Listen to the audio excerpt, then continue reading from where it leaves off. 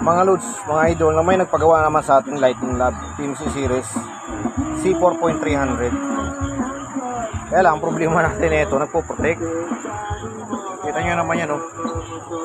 Nagsipaglubo na halos lahat ang capacitor. Patay tayo dyan. Pangalawa, yung IRS 2092 is neto. Pag sira nito, mahirap makahanap ng magandang klase. Yari tayo nito, mga idol. Yan, oh. Aray ko. Yan, oh. Dapat ganito, no, dapat ganyan yan. Sa kanya lumubo na alos lahat. Sibak yung preamp, mga idol. Sibak yung ampli. Malungkot ito. Maganda rin sana ito 4 channel. Kaya lang ang piyesa nito ang problema ko. So 4 repair pa lang ito, mga idol.